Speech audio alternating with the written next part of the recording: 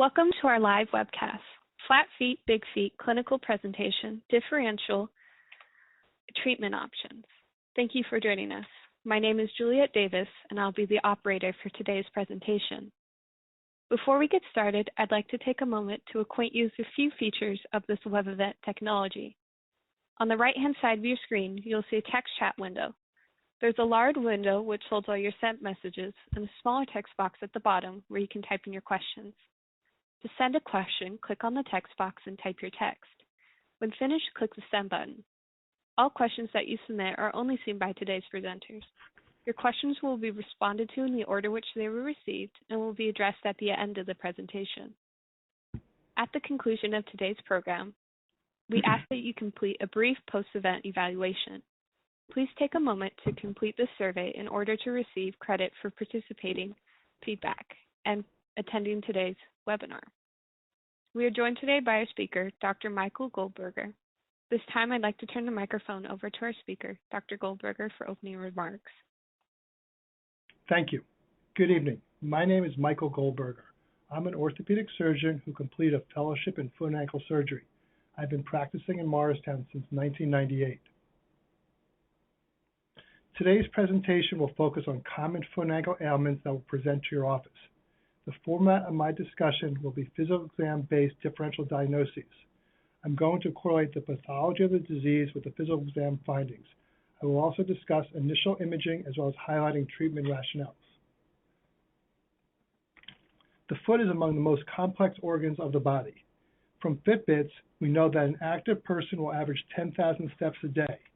In the gait cycle, the foot goes from being a shock absorber to allow the foot to gently hit the ground to a rigid structure to allow you to vault to the next step. The average force of a typical step is 3 times body weight. When discussing this with patients, I tell them if they lose 10 pounds, in effect, they're losing 30 pounds of force per step. Unfortunately, the converse is also true. The appearance of the patient's arch is our first impression of the foot. I typically evaluate the arch both seated as well as while standing, as the arch may change with body weight. Like anything else in the human body, there's a variety of what we call normal. If imagining a footprint in the sand, if about half of the middle of the part of the arch hits the ground, it is considered a normal arch. If a footprint looks like a complete foot, then it's considered a flat arch. This can be important with regards to shoe recommendation. This type of foot would benefit from a motion control sneaker to help stabilize the foot. If a little bit of the footprint hits the ground, it's considered cavus. There's much more force in the joints of the foot. The foot lacks natural shock absorption, thus I recommend a sneaker with extra cushioning or a curved sole.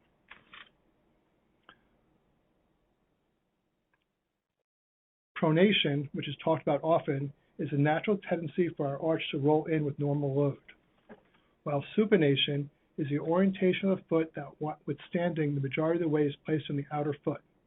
People with supination experience more ankle sprains because of the tendency to land on the outer foot and the ankle makes it easier for ankles to roll over while walking or running. Pronation, which is much more common, and excessive pronation is believed to be more likely with people with shin splints, hip, and knee issues. When examining the foot, I will observe active and passive range of motion. Inversion and eversion is through the combined subtalar and talonavicular joints, with inversion being almost twice that of eversion. We will begin considering forefoot pain. My thoughts are to divide this into 3 categories when we're not talking about trauma.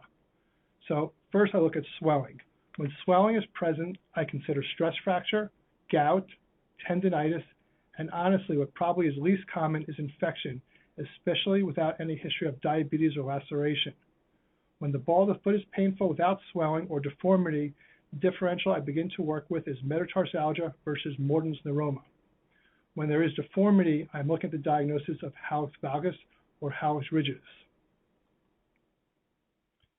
If I had to pick any diagnosis which a patient presents with and they're shocked when they leave my office, hands down stress fracture.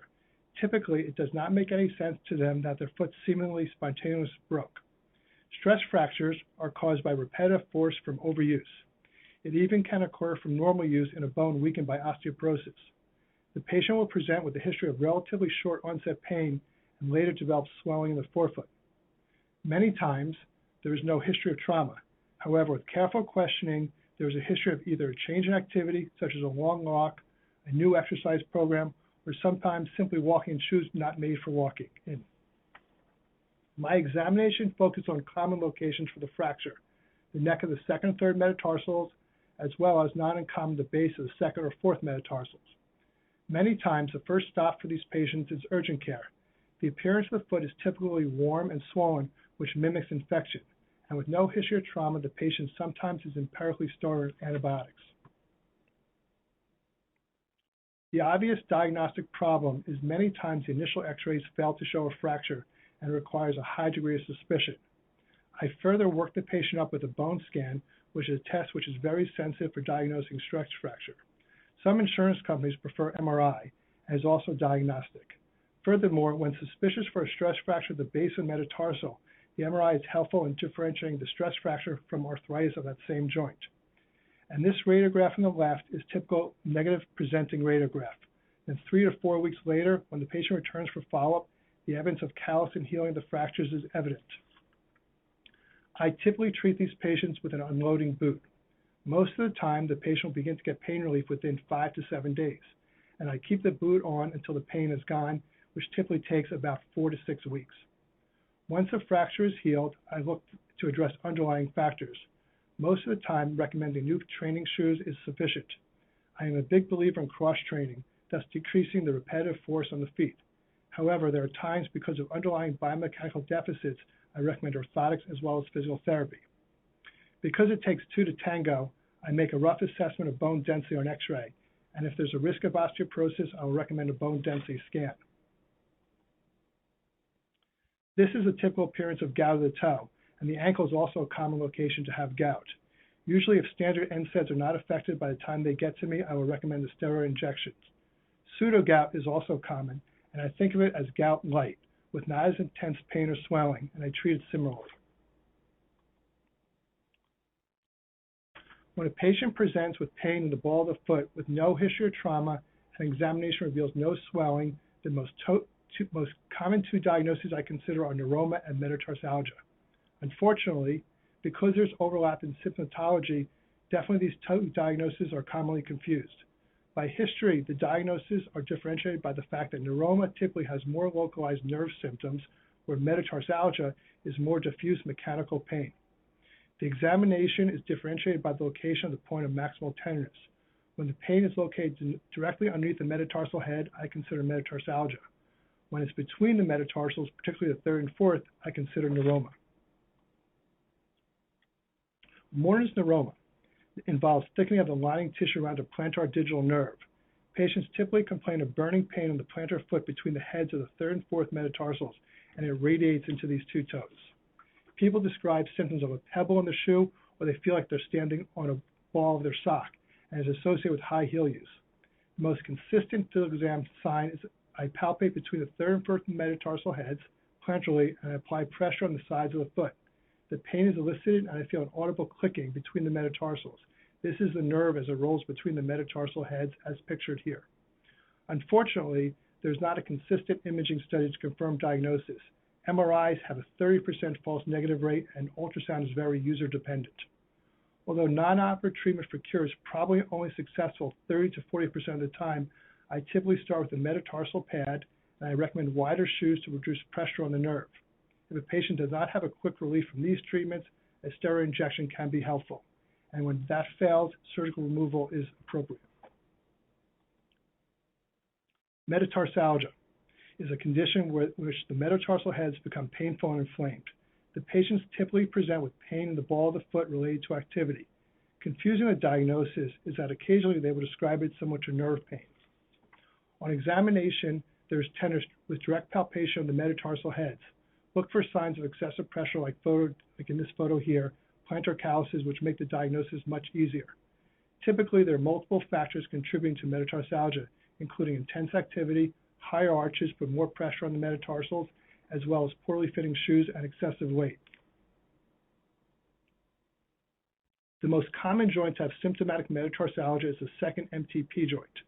The predisposing factor is having a long metatarsal, the so-called Morton's foot. As a result of this, there's extra load on the joint. Over time, it can progress to a attritional tear of the support structure of the joint called the plantar plate. The plantar plate is a ligamentous structure which lies beneath the metatarsal phalangeal joints, which stabilizes the joint. On examination, loss of integrity of the plantar plate is demonstrated by pulling the toe dorsally, which puts stress on the ligament and elicits pain, as well as noting laxity of the joint. With standing, it's obvious you can see the instability, as we see the second toe here is drifting towards the great toe. Typically, I'll compare both feet and I'll ask the patient, is this something new? And then you have an idea that the ligaments are stretching out in the toe. Early on, there's just inflammation in the joint called capsulitis.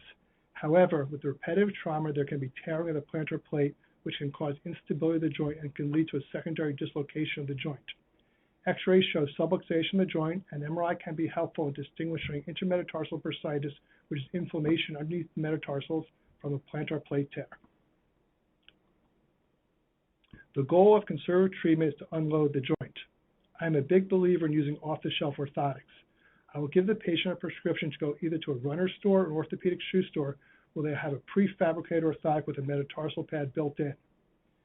If the inflammation is localized to a joint and does not subside with anti-inflammatories, a steroid shot can be administered, with the understanding that if there's insufficiency of the ligaments, multiple injections can further weaken the joint. Lastly, when there's an unstable plantar plate tear, a delicate operation to repair the plantar plate, which includes shortening of the metatarsals, is performed. Lastly, bunions mean enlargement in Latin, which is present in both these photographs. When there's an orientation change of the toe associated with the enlargement, this is called hallux valgus. That is pictured on the right. When the toe remains straight and there simply is an enlargement of the dorsal medial joint, we call this hallux rigidus. Hallux rigidus is arthritis of the first MTP joint. This is the most common joint to degenerate in the foot. Typically, patients present young, usually in their 40s, with symptoms of pain and stiffness of the toe. It is not uncommon to have a history of trauma, and bilateral is also very common due to structural risk factors. It is also more common in men than women. Examination reveals a palpable dorsal spur, swelling and loss of range of motion of the great toe. X-rays are diagnostic and they're also helpful for deciding treatment plan. Initial treatment is recommending shoes with a higher toe box made of a softer, more forgiving material that will reduce dorsal pressure on the toe. Additionally, a stiff sole shoe can decrease the stress on the joint. When symptoms are due to rubbing of the bone spur and the joint space is maintained, a procedure called a chylectomy, where the osteophyte is removed along with debridement of the joint, and this allows preservation of motion of the joint. When the degree of arthritis has progressed to the point when there is no remaining cartilage, arthrodesis of the joint is the gold standard. A joint fusion tends to be very functional and very durable. For women who want to wear high heel shoes, they're typically limited to a 1-inch heel after fusion. Therefore, joint replacement is something that we've been playing with for over 50 years. Unfortunately, we still do not have the success rate of fusion, but patients continue to ask for a mobile joint, and certainly there are options on the market. Bunions are both mechanical as well as cosmetic problems. Mechanically, the MTP joint rotates out of alignment. There are multiple theories, and certainly shoe wear and genetics are a huge contributing factor. Symptomatic bunions are overwhelmingly occur in females. Patients will complain of pain due to mechanical rubbing of the prominent metatarsal head against the shoe. There also can be pain from either malalignment of the joint or crossing over between the first and second toes. X-rays are diagnostic. Conservative treatment of shoe modification is initial recommended treatment. This obviously does not address the malalignment, and timing of surgical intervention is based on continued symptoms. However, an argument can be made to intervene earlier before the deformity progresses. I typically wait until there's more pain and allow the deformity to regress once they're asymptomatic. The traditional surgery is an osteotomy, which means breaking of the bone and realignment of the metatarsal. Unfortunately, there are over 20 different procedures, which typically translates into one procedure does not correct all deformity. There is a push for more reliable corrections. There are newer procedures built as a three-dimensional correction, which is essentially a new equipment for a 1934 bunion correction called the LAPIS procedure. In this procedure, the bunion is corrected by fusing the metatarsal to the midfoot. More recently, as pictured here, there's a push for minimally invasive procedures.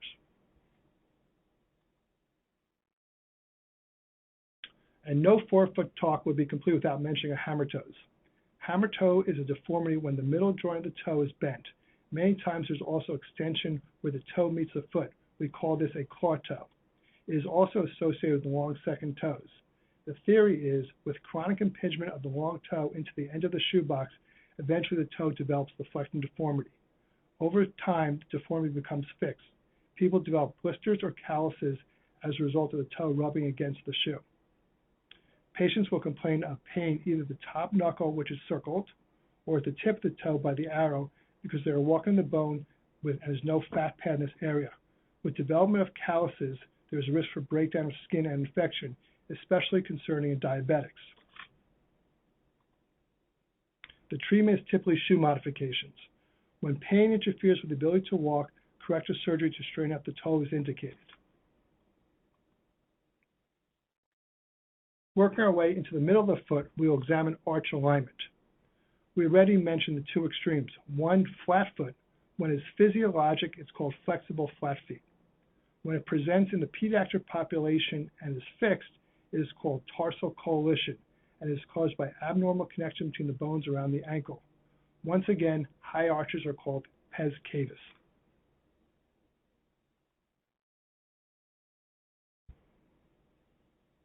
Physiologic cavus feet are typically bilateral. The alignment of the foot will result in a patient bearing weight on the outer part of the foot and ankle, as well as the forefoot. And patients commonly present with forefoot pain from overloading the forefoot, as well as multiple ankle sprains because they tend to lean on the outer part of the foot. The cavus foot, unfortunately, is a rigid deformity, meaning that orthotics will not easily correct the deformity. Of those who develop adult onset cavus deformity, 2/3 will have a neurologic etiology of this.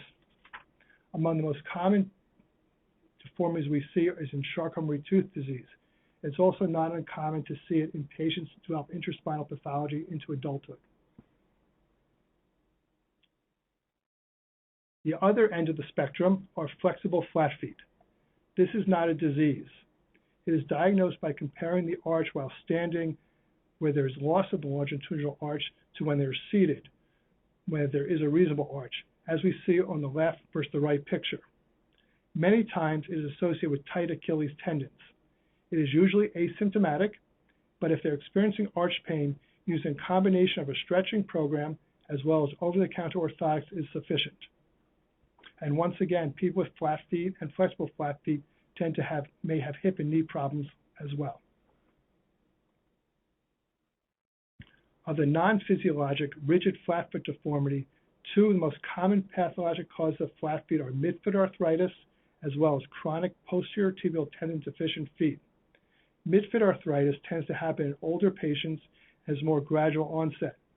And while posterior tibial tendon dysfunctions begin with more medial ankle pain in younger patients, will progress to a collapsed arch, which also tends to occur in an older group. Again, midfoot arthritis in the middle of the foot, where posterior tibial tendon dysfunction, the collapse comes from the ankle. And the differentiating factor is where the collapse occurs. When the collapse is coming from the metatarsal cuneiform joints, as seen on the left, this is the midpoint at the top of the arch, and typically this is where midfoot arthritis occurs. On the right, we see the typical arch collapse appearance in patients with posterior tibial tendon dysfunction. The prominence is at the tailonnavicular joint, and this is where the collapse occurs through.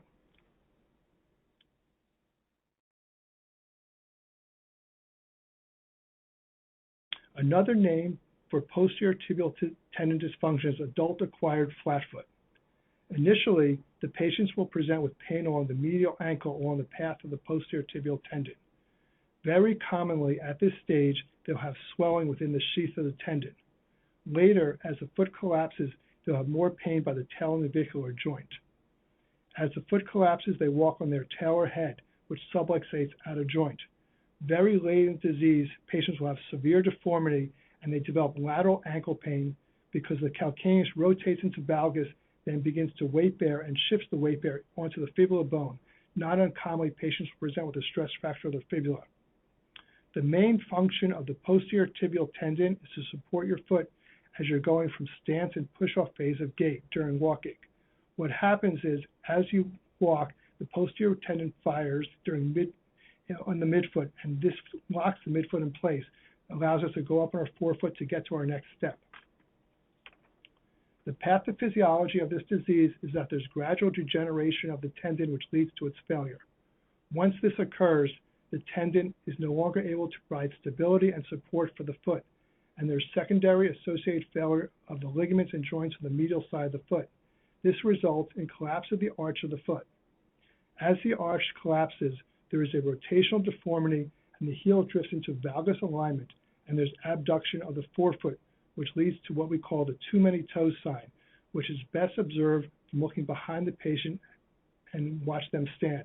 And we see this here. From the top of the foot on the left, we see the foot rotating to the left. From behind, we have too many toes sign, where we see the great toe out from behind their ankle. The most sensitive test to detect early posterior tibial tendon dysfunction is the inability to single heel rise. In this test, I have the patient balance themselves against this table with one hand. Then I lift the opposite foot off the ground, and I ask the patient to attempt to rise on the toes of the affected foot. Early in the disease, the patient will say they have pain along the tendon. Later on, they will be unable to complete this task and will be unable to go up on their tippy toes. Late in the disease, when the arch has fully collapsed, their hindfoot becomes rigid due to a combination of arthritis and subluxated joints.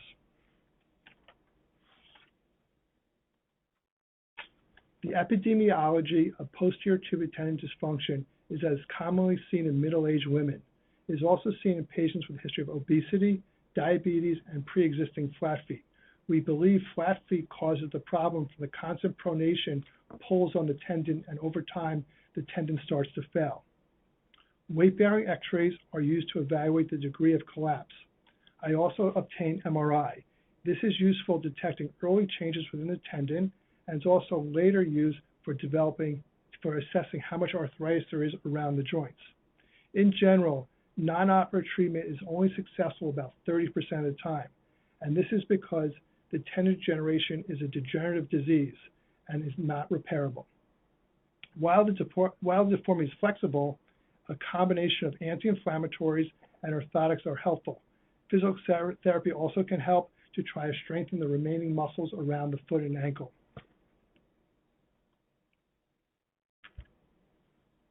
The goal of surgical treatment is to relieve pain and restore alignment by correction of deformity.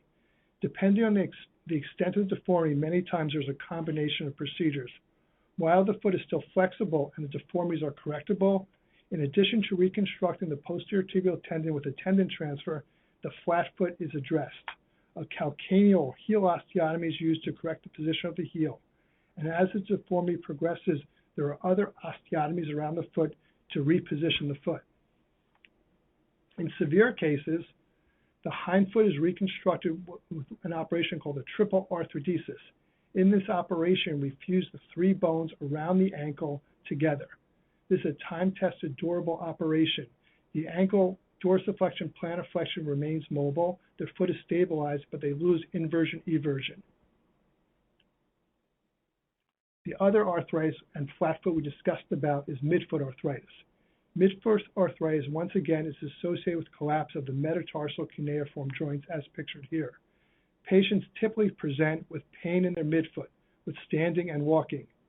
Symptoms typically develop gradually over time, although it can occur following major midfoot injuries such as a Liz-Frank fracture.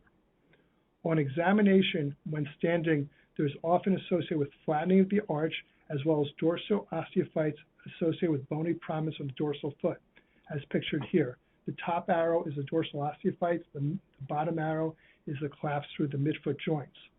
Weight-bearing x-rays localize the specific joints affected and assess the degree of deformity. The second and third tarsal metatarsal joints are the most common joints to collapse. Non-operative treatment consists of recommending stiff-soled comfort shoes. Offloading is also helpful with orthotics, as well as anti-inflammatories, and even periodic cortisone injections. Patients typically have two problems that can be addressed surgically. One, which is rare in isolation, when symptoms are related to the dorsal spur, which are typically rubbing against shoe wear. They also can sometimes get nerve symptoms where the nerves get caught between the bone spur and the shoe. the dorsal spur can be removed. However, much more commonly, we have to address the arthritic joints with something we call an arthrodesis or fusion. At that time, we will reconstruct their arch as well as fuse the bones in the middle of their foot. Lastly, on this subject, a common physical exam finding, which although not related to flat feet, is very commonly symptomatic in people who have flexible flat feet, is something called an accessory navicular, as shown here. It is a sesamoid bone which lies medial to the navicular bone, which is present in 20% of the population. It lies within the posterior tibial tendon. Because the bones mature in adolescence, it typically becomes evident at this time of life. Most of the time, it's a completely asymptomatic finding. Sometimes with trauma or overuse, the accessory bone separates from the main bone and causes a chronic inflammation, and this requires removal. Typically, when we remove this bone, we also have to repair the posterior tibial tendon.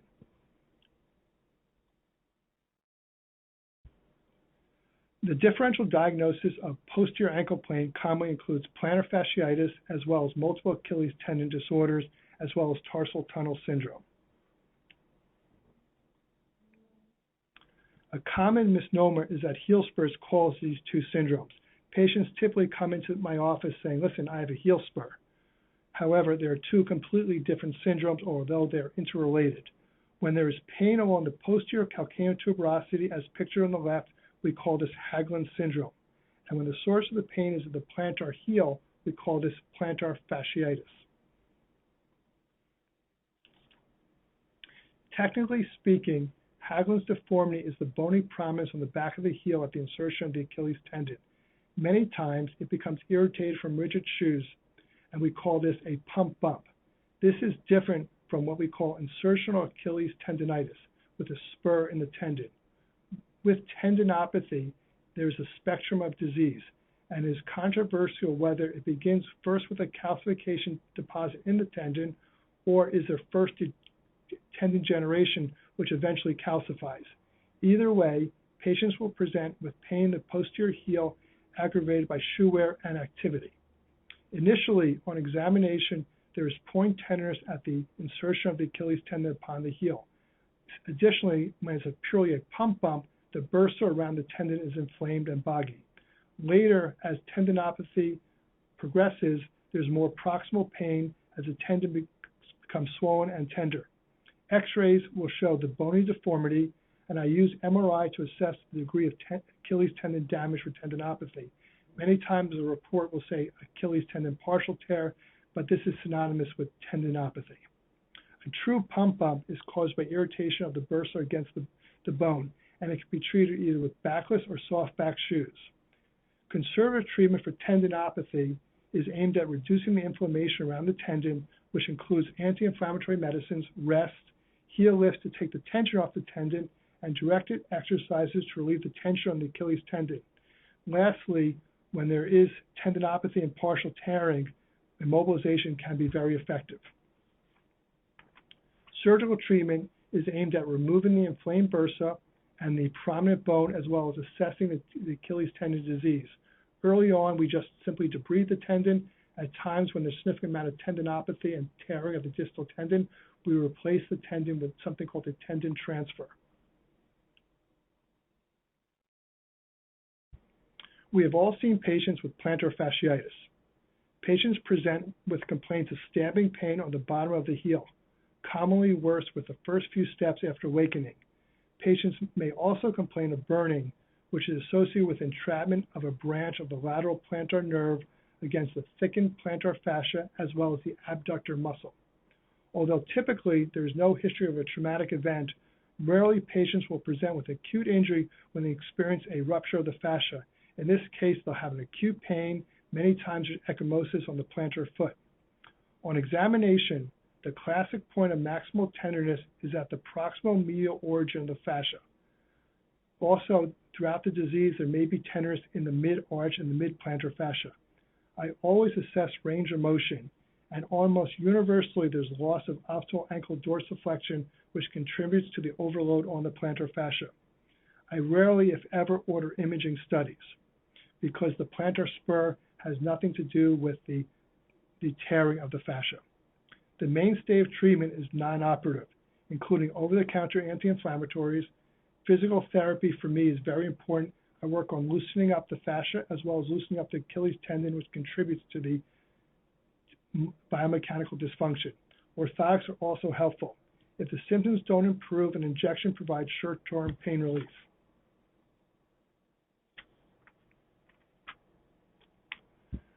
There are several minimally invasive techniques to help with plantar fascial pain. Many times I talk to patients about Googling and they see the variety of treatments. These days, we sometimes burn the tendon, we'll inject PRP into tendons. However, there's something called extracorporeal shockwave therapy, which is the same as lithotripsy used in urology. This is where sound waves are directed at the area of heel pain to stimulate healing. It probably has the best cost-benefit ratio. Although the orthopedic study about this said there were 90% effectively, if you read the study carefully, only 2/3 of patients truly recovered with this, and then they retreated their failures to get a 90% success rate. However, for something non-invasive, that's very successful. Lastly, and truly as a last-ditch effort after non-operative treatment, there's surgical release of the inflamed fascia. I also address the tight Achilles with a calf muscle lengthening. Tarsal tunnel syndrome. Tarsal tunnel syndrome is caused by compression of the posterior tibial nerve. The biggest difference in pain between tarsal tunnel syndrome and plantar fasciitis is the location of the pain. In patients with tarsal tunnel syndrome, the soreness is usually emanating from the posterior medial ankle, and then the pain radiates into the arch of the foot. Where plantar fasciitis, the pain originates from the plantar heel. With tarsal tunnel syndrome, there's radiating heel pain, but more typically there's burning and nerve pain on the plantar forefoot, and it's also associated numbness. EMG is diagnostic. Unfortunately, there's still about a 25% false negative rate. Thus, in people who require tarsal tunnel release, sometimes it's purely a clinical diagnosis.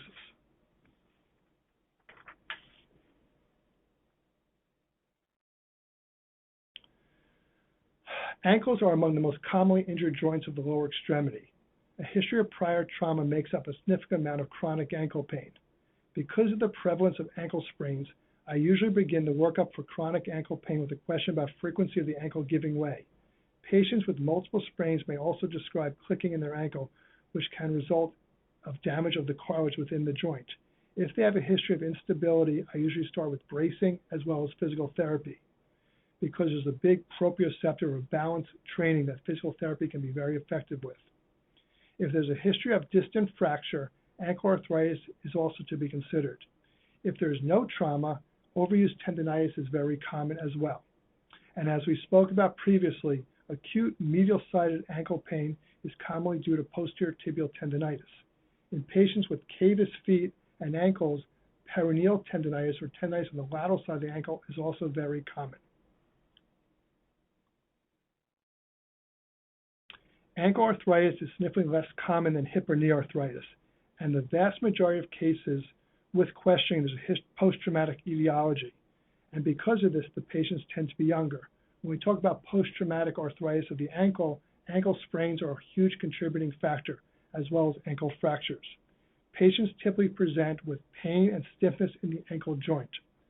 The most common physical exam finding is loss of range of motion, easily demonstrated by having the patient stand up and keep their foot flat on the ground. Then I ask them to attempt to squat and lean over their knee over their foot to see how much loss of flexion occurs. As we see in this patient, they can barely bring their tibia to their foot because there's ankle arthritis. Many times the stiffness is a result of bony osteophytes around the ankle joint, which limits range of motion. Deformity of the ankle results from loss of ligamentous structure of the ankles. Non-operatively, the typical treatment for arthritis is initiated, including weight loss, activity modification, NSAIDs. A rocker sneaker with a convex sole will decrease force around the ankle. That's where the Hoka sneaker comes in. Steroid injections also can provide reasonable pain relief. Hyaluronic acid injections have not been shown to be effective in the ankle. However, we've done it and some patients have gotten reasonably good short-term relief. When pain is disabling, surgical repair is indicated. If it's simply an osteophyte in front of the ankle, we can either do arthroscopic or open removal of the osteophyte. This typically will not cure the arthritis, will improve range of motion and give the patient several years of pain relief. Tibial talar fusion sacrifices motion for pain relief. Surprisingly, on level ground, patients will walk without a limp. This is the gold standard for treatment in patients under 55. Alternatively, technology has improved to allow for resurfacing of the ankle with an ankle replacement. The advantage of the ankle replacement is more normal ankle function. However, the concern is we still do not know how long ankle replacements last. Thus, we recommend this for people 55 and older. The latest studies are showing at least 10 years of good pain relief and durability of the prosthesis. So this is looking promising for certain patients.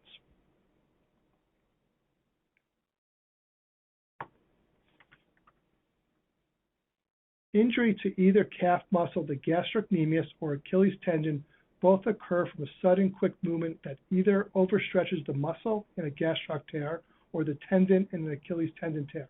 They both have a sensation of hearing and feeling of pop. Typically, the patients look behind them to see who hit them. The key differentiating factor is where it happens.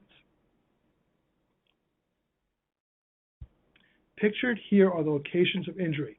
With a gastrocnemius injury, it occurs in the proximal muscle on the left. Because this is a partial tear of the muscle tendon unit remains intact and has a negative Thompson test.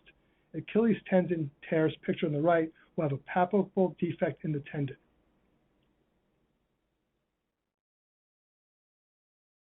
The Thompson test is an extremely reliable exam and is performed with the patient on their belly to take gravity out of play. When there's no movement in the injured foot when squeezing the calf, this is considered positive. I almost have never ordered an MRI to confirm an Achilles tendon tear. In 20 years, I have never operated on a patient who has a positive Thompson test who do not have a complete Achilles tendon rupture. The only time I personally ordered an MRI is when there's a proximal Achilles injury and I'm not convinced it's either in the calf muscle or in the tendon and their Thompson test is equivocal. Current literature supports both operative and non-operative treatment for Achilles tendon ruptures. If the patient is considered non-operative treatment, I will cast them in plantar flexion, and in this case, I do get an MRI. I use the MRI to see if there's tendon continuity. As long as the two ends of the tendon are touching, non-operative treatment is reasonable. Non-operative protocols call for early range of motion that allows for improved muscle function. These days, the latest studies show that probably 90% of non-operative treatment for Achilles tendon ruptures end up with an excellent result.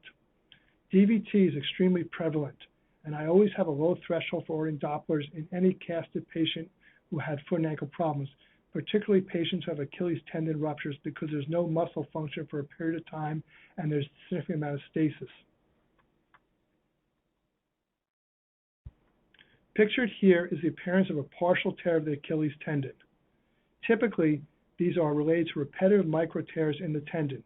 They are caused by overuse, although most patients will say that the symptoms came on suddenly. Patients present with symptoms of pain and swelling in the posterior ankle and stiffness after periods of rest. In addition to tenderness on examinations, patients commonly have full strength but will have subtle loss of range of motion. MRI is helpful to determine the degree of tendon damage, although is certainly not predictive of recovery, meaning I've seen patients who have a fair amount of tearing on the Achilles tendon heal very nicely. I've seen patients who have a pretty benign MRI and fail to heal. The majority of patients will respond to non-operative treatment for mid-Achilles problems. I recommend rest followed by anti-inflammatory medication, as well as a guided stretching program. It is not uncommon to take weeks to months to get better. If tendon injuries are more advanced, mobilization is considered. Because tendons are relatively avascular, we look at biologic treatment and the potential for injecting growth factors into the tendon to stimulate a healing response, and this definitely is now in vogue. However, the success rate has not been proven. I typically tell patients of a very interesting study. There was a study of 10 patients who had partial Achilles tendon tears. They all had PRP injected. 9 of the 10 got better. When they re-MRI'd all the patients, none of the MRIs showed healing. However, 9 of the 10 did get pain relief. Although partial tears can predispose to ruptures, rarely themselves require surgery. Thank you. Any questions, please? Great, and just as a reminder, the text chat is located on the right side of your screen. To submit a question, type in your text box. To send in the small text box at the bottom when finished, and then click the send button. Please note that due to time constraints, our panel may or may not respond to all questions submitted. Okay, first good question we have. What are the causes of flat feet to develop in young people? Well, the most common cause of flat feet in young people is just genetics, the way they were put together. And these patients are purely flexible, as we were showing in the slides before. If in adolescence they have a flat foot but there's no subtalar motion, this is called typically due to tarsal coalition, where there's a growing connection between the calcaneus bone and either the talus or the calcaneus bone and the navicular bone. Another excellent question. Is there a use for a tuning fork to detect stress fractures of the metatarsal? I mean, I've never personally done that, but certainly that's what people do all the time. It's been talked about in the literature, using a tuning fork on the bone that will elicit pain. But again, with a high degree of suspicion and their point tender over the neck of the metatarsal, this is another way of eliciting the pain and considering stress fracture. The problem with stress fracture and having a normal x-ray is you're trying to convince the patient that although the x-rays are normal, they definitely had a fracture. So typically in my practice, I will offer them a bone scan. Say, listen, let's give it a couple days of rest, and if it doesn't get better, then proceed with the bone scan. That way we have a definitive test showing them the stress fracture. Sometimes I will empirically treat them in a boot even if the x-rays are negative. Okay, so if there's no more questions, we'll wrap it up. I want to thank everyone for coming. Oh, here's another question. Sorry, we have one more question. Can PRP used for other soft tissue injuries? Yeah, so PRP, again, is in vogue, and we think because it adds growth factors to the area, we certainly are using in other soft tissue injuries. Achilles tendon being one of the more common areas, rotator cuff. People are using PRP for tennis elbow, and for non-healing fractures, PRP is being used. And the question is, do we get the PRP from the blood and spin it down for the platelets? The more advanced PRP, people are going into the pelvis and getting bone marrow and spinning this down. So we think the growth factors in bone marrow may be even more effective than the growth factors in blood. However, blood is much easier obtained in the office. Well, if there's no more questions, we'll wrap up. Thank you very much for attending. Great, thank you. On behalf of Atlantic Health System, Morristown Medical Center Orthopedic Surgery, I'd like to thank you all for your participation in today's event. You'll now be redirected to a post-event survey requesting your feedback. Please take a moment to complete this survey in order to receive credit for providing feedback and attending our webinar. This concludes today's program, and have a great day, everyone.